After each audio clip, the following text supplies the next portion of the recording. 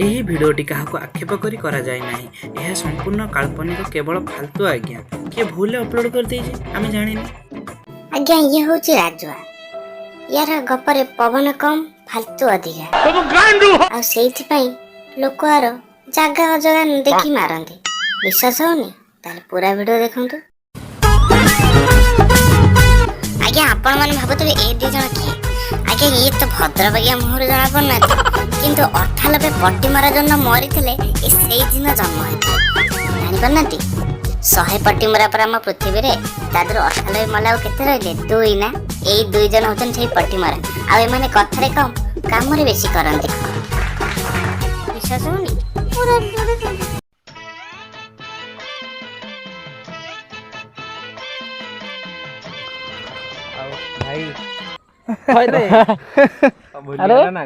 ଆରେ ନାଇଁ ନାଇଁ ସେମିତି କିଛି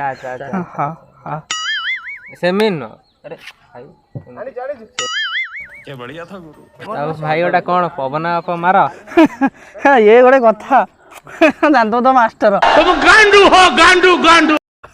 ଏସବୁ କଥାରେ କଣ ମନେ ଅଛି? ମୁଁ ଜାଣିଛି ସେଇ ମାଷ୍ଟର କଥା ଖୋଲି ଦେଇଥିଲା। ଚାହା ସବୁ ନେଇ ଆଉ ଟିକେ ଦଉନ। ମୁଁ ଦଉଛି ମୁଁ ଦେଇଦେବି ମୋ କଥା ହଉ ଛାଡ଼, କାଙ୍ଗାଳି କାଙ୍ଗାଳି ଦୋଷ କେବେ ଯିବନି। ହଁ ମାରଟା କଣ ସେଦିନ ତୁ ଯାଇଥିଲୁ ଚା ନେଇଯା, କୁକୁର ଅଇଁଠା ପିଇଦେ। ମାଗଣା ଭାଇ କୁକୁର ଅଇଁଠା ତମେ ପିଇବନି, ମତେ ଦେଇଦିଅ ଭାଇ। ହଉ ଛାଡ଼, ଚାଲ ଆମ ଗପ ଆଡ଼କୁ ଟିକେ ଆମେ ଯିବା।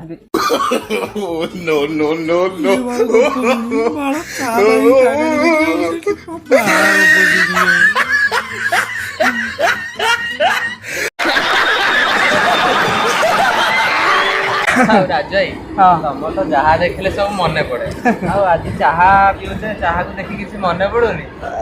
ଏଇ ଗୋଟେ କଥା, ତୁ ତ ଜାଣିଛୁ ଗରମ ଚାହା ନାଇଁ ଟିକେ ମୋର ଥଣ୍ଡା ହେଇଯାଉ।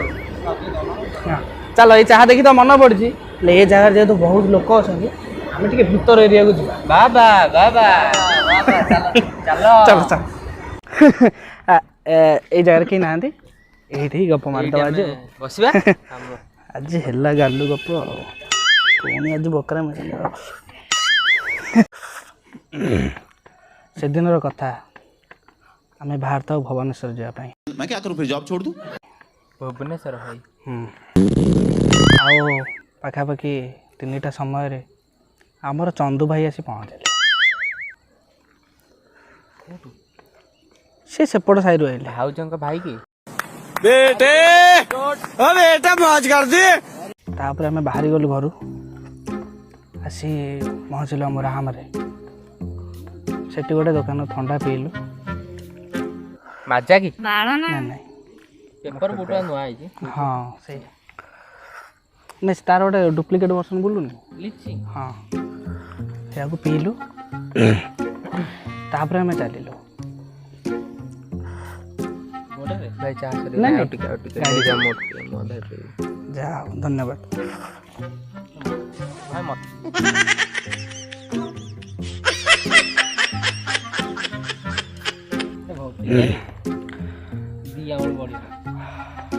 ଚାଲିଥାଉ ରାସ୍ତାରେ ଆମେ। ବଢ଼ିଆ ଗାଡ଼ିଟି ଆମର, ଖଟାଳିଆ ଲାଗିଲା କଣ ଟିକେ ଭାଇ? ହଁ ସେ ଟିକେ। କୋଉଠୁ ଆଣିଥିଲ କି? ଭୁବନେଶ୍ୱରରୁ ଆଣିଥିଲି, ସେଦିନ ଯାଇଥିଲି ନା। ରାମ ଦୋକାନ ଚାହାଟି? ହଁ ଭାଇ ଭୁବନେଶ୍ୱରରୁ ଚାହା ଆଣିକି ଆଇଛ? ହଁ ହଁ ହଁ। हिपोक्रेसी की भी सीमा होती है। 3 ଦିନର କ୍ଷୀର ଆମ୍ବିଳା ହେଇଯିବଣି। ସେଟା ତମେ ଯାହା ଭାବିପାର ସେଟା। ତ ଏଥି ମଧ୍ୟରେ ଆମ ଗାଡ଼ି ଆସି ପହଞ୍ଚିଗଲା ତାରପୁର ଜାଗାରେ, ତାରପୁର ବାଇପାସ୍ ଚା ଦୋକାନ ସେଇଠି ତ ପହଞ୍ଚିଲେ ଆମେ। ଚାରେ ଭାଇ समझ रहे हो ଭାଇ ମୁଁ ତ କିଛି କଥା ଜାଣିନି, ମୁଁ ହସୁଛି।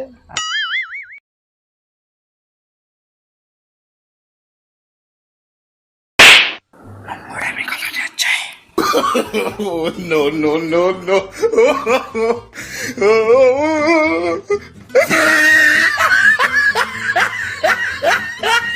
यार तुम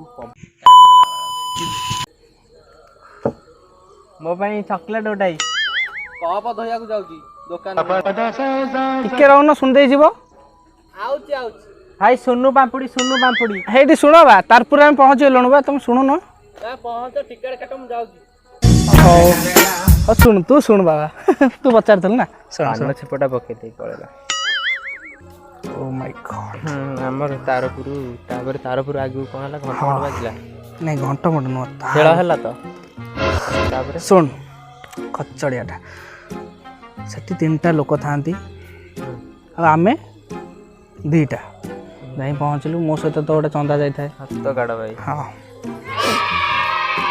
ତାପରେ ଆମେ ଚାହାଟି ମାଗିଲୁ ବୁଝିପାରୁଛ ତ ପୁରା ସେମ୍ ଏଇ ଟାଇପ୍ର ଚାହା କପ୍ ଥାଏ ହଁ ଏବେ ନା ଏବେ ଟିକେ କମ୍ ତାପରେ ସେପଟରୁ 3ଟା ଲୋକ ଆସି ପହଞ୍ଚିଲେ ତ ତା ଦେହରେ ଗୋଟେ ବୁଢ଼ାଟି ଥାଏ କିନ୍ତୁ ଲାଗୁଥାଏ ଅକ୍ଷୟ ମହାନ୍ତି ଅମଳର ଲୋକ କିନ୍ତୁ ଯୁଗ ଏବେ ଆସି କେଉଁଠି ଅକ୍ଷୟ ପରିଜା ଅମଳ ଛୁଇଁଲେ ହିଷ୍ଟ୍ରିଆ କ'ଣ ଟିକେ ହଁ ସେ ପହଞ୍ଚିଲା ପହଞ୍ଚିକି ନା ଲୋକଟା କହିଲା ଭାଇ ଚାହା ଦେଲ ମାନେ ଏମିତି ସେ କହୁଥାଏ ଚାହା କମ୍ ମାଗୁଥାଏ ସତରେ ସଲମାନ ଖାନ ଷ୍ଟାଇଲରେ ହେଲା କି ଅଲ୍ଲୁ ଅର୍ଜୁନ ତା ସାନ ପୁଅ ସେଇ ବାଗିଆ ମାନେ କଥାବାର୍ତ୍ତା ତାର ଭାଇ ଚାହା ଟିକେ ଦେଲ ଏମିତି ସେ ମାଗିଲା ସେ ଦୋକାନୀ ସେଠୁ ଦେଇଦେଲା ତା କାମ ଚାହା ଦେବା ସେ ଚାହା ଦେଇଦେଲା ତାକୁ ତାପରେ ଆମେ ବି ଚାହା ପିଉଥାଉ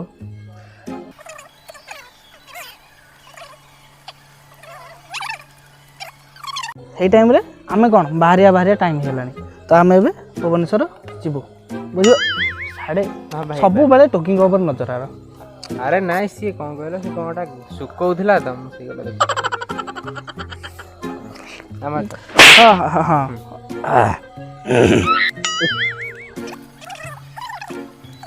ଯେଉଁ 3 ଜଣ ଆସିଥିଲେ ସେ ବୁଢ଼ା ଲୋକଟି 10 ଟଙ୍କା ଦେଲା ସେ ଦୋକାନୀ କହିଲା ଭାଇ 10 ଟଙ୍କା କ'ଣ ଏ ବୁଢ଼ା କହୁଛି ଭାଇ ଚା 3ଟା ବିସ୍କୁଟ୍ 10 ଟଙ୍କା 3 ଜଣଙ୍କର ସେଠି ଯେତେ ଲୋକ ଥାଆନ୍ତି ସବୁ ଏମିତି ଅନେଇଥାନ୍ତି ତମେ ବି ତ ଏମିତି ଅନେଇଥିବ ମୁଁ ସେମିତି ଅନେଇଥିଲି ମୁଁ ହାରି ହେଇ ପଡ଼ିଥିଲି ଯେତେ ହେଲେ ସେଇ ବୋଦା ମୁହଁ କ'ଣ ଆଉ ଚୋଦା ହେଇପାରିବ କି ତାପରେ ସେ ଲୋକଟା ସହିତ ତାର ଯୁକ୍ତି ଲାଗିଲା କ'ଣ 3 ଜଣ ଚାହା ପିଇଲେ 3 ଜଣ ବିସ୍କୁଟ୍ ଖାଇଲେ କିନ୍ତୁ 10 ଟଙ୍କା ଦେଲେ କ'ଣ ଖରାପ ହେଇଛି ନାଇଁ କିଛି ଖରାପ ହେଇନି କିନ୍ତୁ ଭଲ କ'ଣଟା ହେଇଛି ତାପରେ ସେ ଦୋକାନୀ କି ବୁଢ଼ା ବୁଝେଇଲା ପାନ ଖଣ୍ଡେ ଅଛି ନା ନାଇଁ ସେ ବୁଢ଼ା ବୁଝେଇଲା ଯେ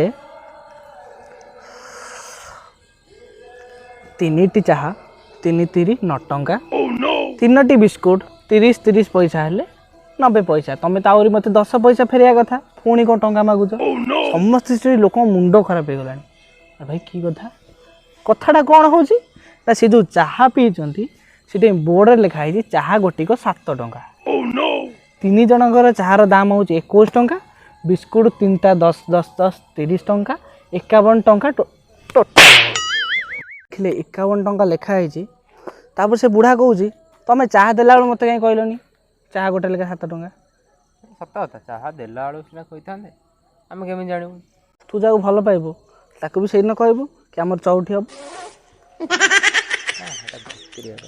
ତାହେଲେ ସେଥିପାଇଁ ସିଏ କ'ଣ କହିଥାନ୍ତା ବୋର୍ଡ଼ରେ ତ ଲେଖିଛି ନା ଟଙ୍କା ଆଉ କ'ଣ ସେ କ'ଣ ଖୋଲିକି ଦେଖିଥାନ୍ତା no, no, no, no.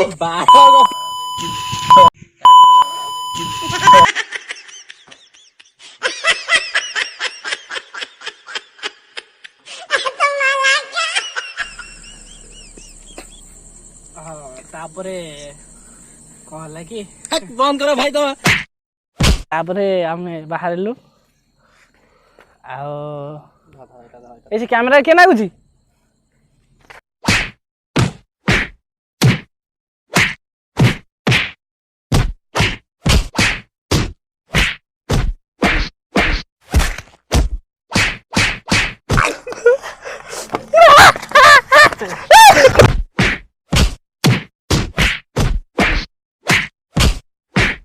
ତାପରେ ଆମେ ଯାଇ ଭୁବନେଶ୍ୱରରେ ପହଞ୍ଚିଲୁ ଆଉ ତାପରେ ଆଉ କହିବିନି ବାବୁ କରୁଛି ଭିଡ଼ିଓ ଭଲ ଲାଗିଥିଲେ ଲାଇକ୍ ସବସ୍କ୍ରାଇବ କରିବେ। ଆଉ ଟିକେ ଦେଖିଲେ ତ ଦର୍ଶକ ବନ୍ଧୁ ଏ ଫାଲତୁ ଲୋକକୁ। ସେଇଥିପାଇଁ ତ କୁହାଯାଇଛି 12 ବର୍ଷ କୁକୁର ଲାଙ୍ଗୁଳ ଲାଗିଲେ ଯେମିତି ସିଧା ହବନି, ସେମିତି ମଣିଷ ବଞ୍ଚିଥିବା ଯାଏ ତା ପ୍ରକୃତି ଯିବନି। ଏ ଅଧ୍ୟାୟରେ ଆମେ ରହିଲୁ। ଆଶା କରୁଛୁ ଆପଣଙ୍କୁ ଭଲ ଲାଗିଥିବ। ଯଦି ଭଲ ଲାଗିଲେ ଏଇ ଲୋକଟି ଦାୟୀ।